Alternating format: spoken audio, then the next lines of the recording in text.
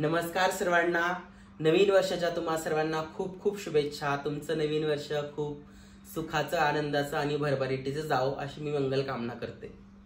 मला बऱ्याच लोकांनी अशा कमेंट्स केलेल्या आहेत की तुम्ही लोकांच्या लाईफचं स्ट्रगल सांगताय पण तुमच्या लाईफचं स्ट्रगल सांगा।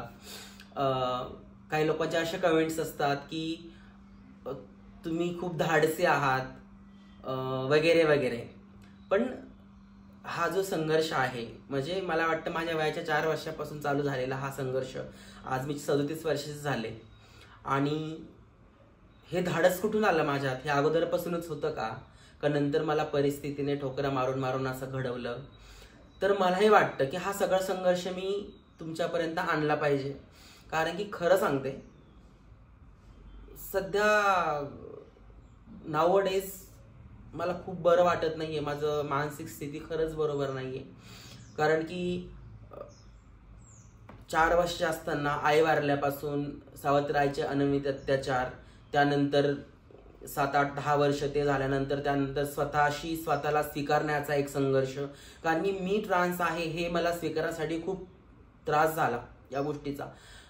स्वतःचा संघर्ष, घरच्यांशी संघर्ष आणि बाहेरच्या जगाची संघर्ष करता करता घरातून बाहेर पडणं, मिस्त्रीच्या हाताखाली 50 रुपये रोजानी स्लॅब टाकण्याचं काम करणं, कुठं 20 रुपये रोजानी लोकांच्या शेतात काम करणं, लोकांच्या घरी धुणी भांडी करणं, ह्यातून मग एज्युकेशन करत स्वतःला ट्रान्सफॉर्मेशन करण्याचा संघर्ष, त्यानंतर भीक मागण्यापासून ते पोलीस भरतीचा हा जो संघर्ष तुम्ही सगळा बघितला आहे। महाराष्ट्रातला पहिल्यांदाच पोलीस भरती ट्रान्ससाठी सुरू झाली, यासाठी मी कायदेशीरपणे लढून तो फॉर्म मध्ये कॉलम मिळवला। हा सगळा संघर्ष इतका छोटासा आणि सोपा नाहीये।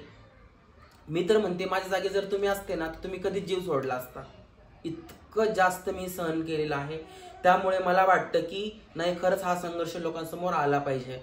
कारण की मी जो संघर्ष केलेला आहे हा उद्या तुमच्यासाठी, येणाऱ्या लोकांसाठी, येणाऱ्या पिढ्यांसाठी प्रेरणा बनेल। तुम्हाला हा संघर्ष जगण्याची, लढण्याची उमेद देईल। म्हणून आपण ही सिरीज आजच्या नवीन वर्षाच्या पहिल्या दिवसापासून आपण ही सिरीज स्टार्ट करत आहोत, ज्यामध्ये माझा पूर्ण जीवनाचा संघर्ष मी तुम्हाला सांगणार आहे। तसं माझं पुस्तक लिखाणाचं काम चालू आहे, माझी ऑटोबायोग्राफी, माझं आत्मचरित्र मी लिहिते आहे। पण एवढा मोठा काळ लिहिणं याला खूप वेळ लागणार आहे।